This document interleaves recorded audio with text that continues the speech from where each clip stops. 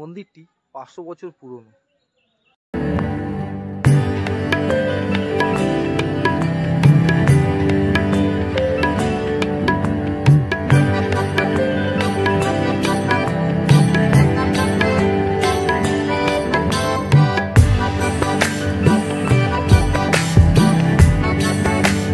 নমস্কার বন্ধুরা, একটা নতুন ভিডিওতে আপনাদের স্বাগত। আজ আমি এসেছি নান্না শ্রী শ্রী পঞ্চানন্দ জিউ মন্দিরে। এই মন্দিরটি 500 বছর পুরনো। এই মন্দিরের সমস্ত ইতিহাস আপনাদের এই ভিডিওর মাধ্যমে জানাবো, আর এই মন্দিরের ভেতরে কী কী রয়েছে সব আপনাদের দর্শন করাবো। তো ভিডিওটা একদম স্কিপ না করে পুরোটা দেখতে থাকুন। আশা করি আপনাদের এই ভিডিওটা খুব ভালো লাগবে। সবার আগে বলে দিই আপনারা এই মন্দিরে কিভাবে আসবেন।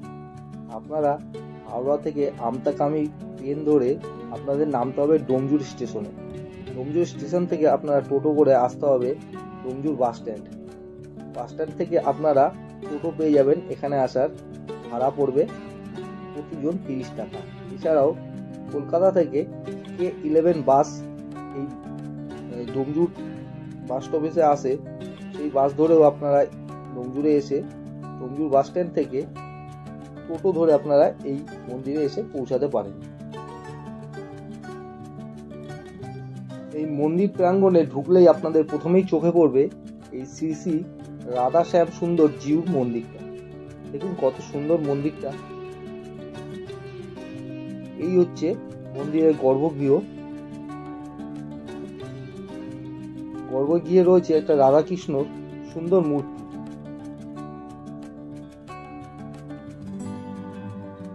আর এই রাধাকৃষ্ণ মন্দিরের সামনে রয়েছে ছোট্ট করে একটা নাট মন্দির।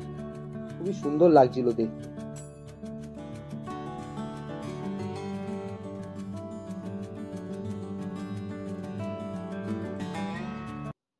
শ্রী রাধা শ্যাম সুন্দর জিউ মন্দিরের পাশ দিয়ে আপনারা এইরকম একটি রাস্তা পেয়ে যাবেন। এই রাস্তা দিয়ে হাঁটলেই আপনারা পেয়ে যাবেন এইখানকার শ্রী শ্রী পঞ্চানন্দ জিউ মন্দির।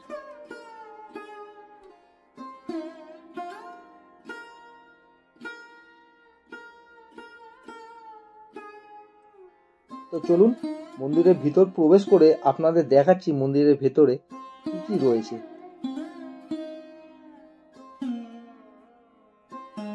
মূল গেট থেকে প্রবেশ করেই আপনারা মূল যে মন্দির রয়েছে এখানকার, সেই মন্দিরটা আপনাদের চোখে পড়বে। এই মন্দির 500 বছরেরও বেশি পুরনো। এক বিরাট অশ্বত্থ গাছের তলায় রয়েছে বাবা পঞ্চানন্দ জিউ মন্দির।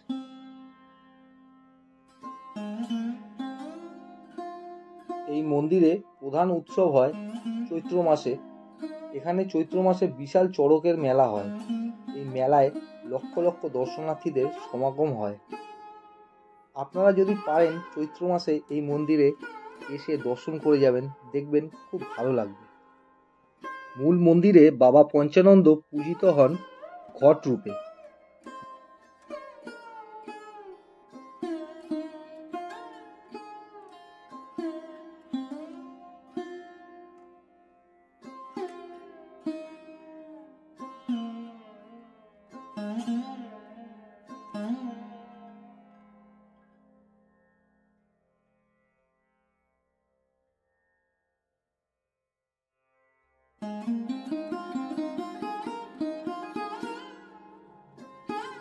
মূল মন্দিরের ঠিক উল্টো পাশেই রয়েছে এই মন্দির চত্বরের নাট মন্দির। অনেকটা বড় জায়গায় এই নাট মন্দিরটা অবস্থিত।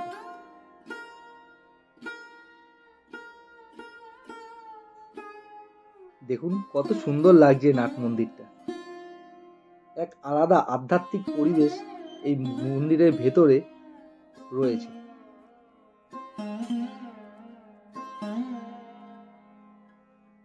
চৈত্র মাস কিংবা শ্রাবণ মাসে এই মন্দিরে প্রচুর ভক্তদের সমাগম ঘটে।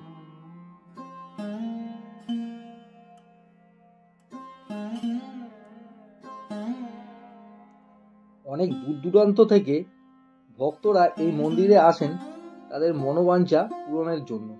এই মন্দির প্রচুর জাগ্রত। এই মন্দিরে এসে অনেকেই মানত করেন, আর শ্রাবণ মাসে অনেক দূর দূর থেকে ভক্তরা জল এনে বাবার মাথায় ঢালেন।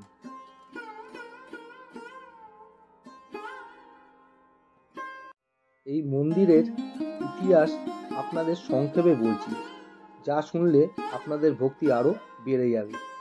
কথিত আছে, তুহারাম ঘোষ নামে এই গ্রামেরই এক বাসিন্দা পঞ্চানন্দ দেবের স্বপ্নাদেশ পেয়েছিলেন যে পাশের পুকুরে দেবতা আছেন। পরদিন সকালে তিনি পুকুরে গিয়ে দেখতে পেয়েছিলেন সেখানে একটি ঘট রয়েছে।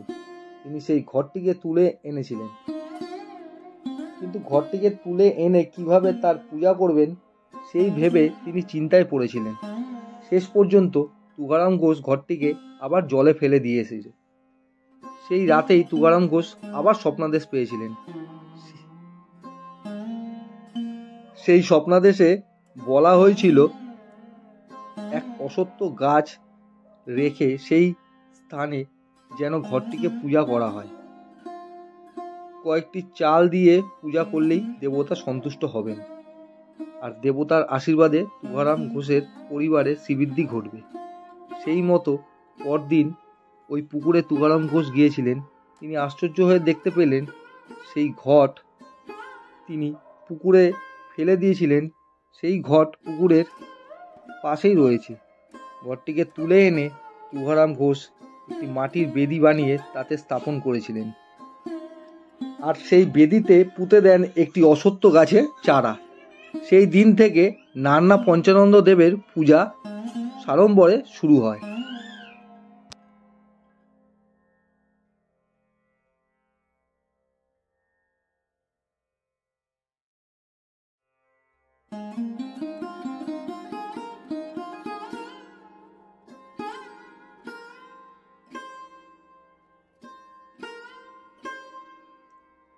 স্থানীয় লোকেদের মুখে যা শুনলাম, এই মন্দির 500 বছরেরও বেশি পুরনো। এই নান্নার বাবা পঞ্চানন্দ মন্দিরে বিশাল জাঁকজমক না থাকলেও এখানে আছে এক অপূর্ব সুন্দর আধ্যাত্মিক পরিবেশ, যা আপনাদের মন ছুঁয়ে যাবে।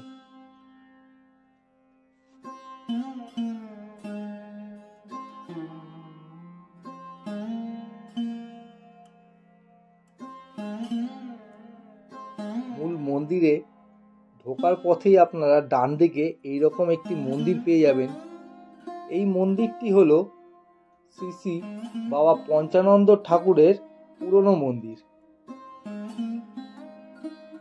সর্বপ্রথম এই মন্দিরেই নান্নার বাবা পঞ্চানন্দ জিউ পূজিত হতেন।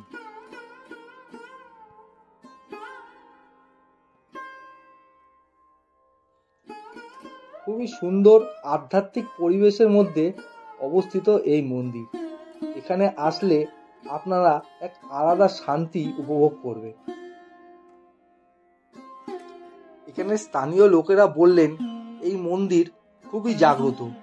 অনেক দূর দূরান্ত থেকে এখানে ভক্তরা আসেন এবং তারা তাদের মনস্কামনা জানিয়ে বাবার কাছে পুজো দেন। তাই বলছি, আপনারাও যদি পারেন অবশ্যই একবার এই মন্দিরে আসবেন, আর আপনাদের যদি কোনো মনস্কামনা থাকে তো বাবার কাছে জানিয়ে পুজো দিতে পারেন।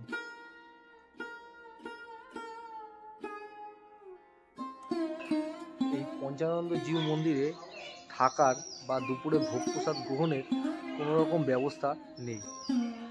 এমনি এখানে যখন পুজো হয় তখন যেই প্রসাদ দিয়ে ঠাকুরকে দেওয়া হয় সেই প্রসাদই সাধারণ মানুষের মধ্যে বিলি করা হয়।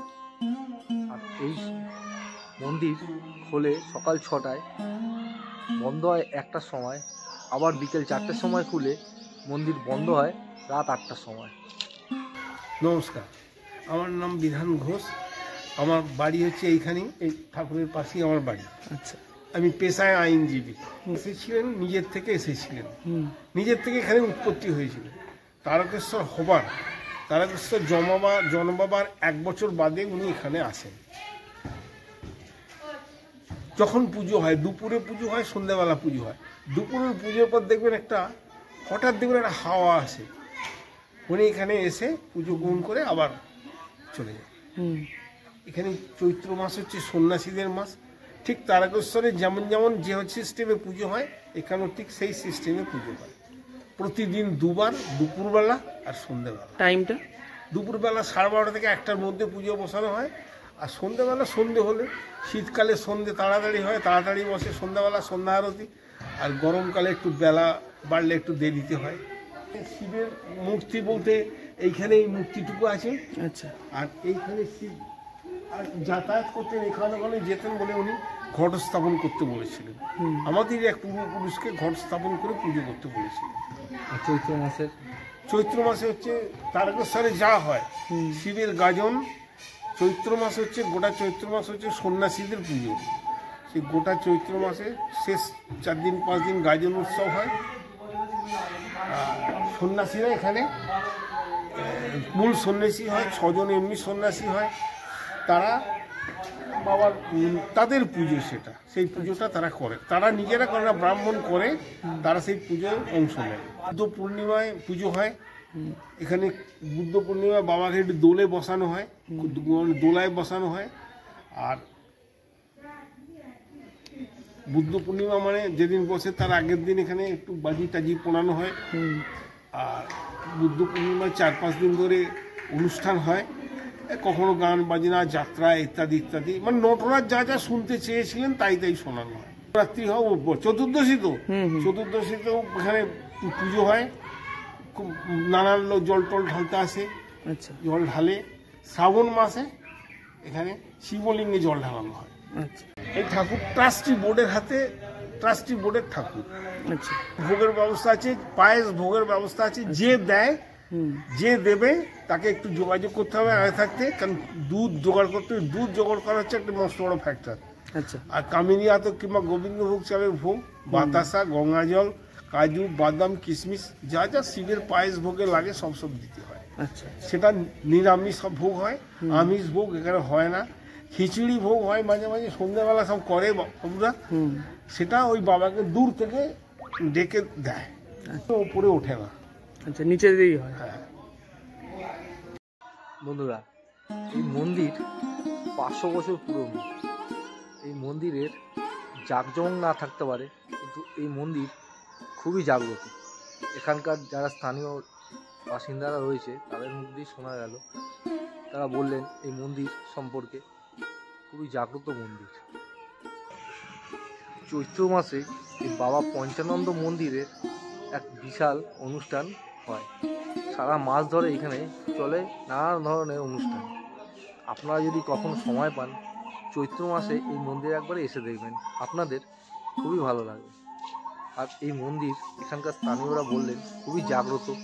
আপনারা চাইলে এখানে পুজোও দিতে পারেন, সেই ব্যবস্থা এখানে আছে। শ্রাবণ মাসে অনেক দূর দূরান্ত থেকে জল নিয়ে এসে এখানে বাবার মাথায় ঢালা হয়। আজকের মতো ভিডিওটা এইটুকুই। যদি ভিডিওটা ভালো লাগে অবশ্যই একটি লাইক করবেন আর সাবস্ক্রাইব করে আমার পাশে থাকবেন।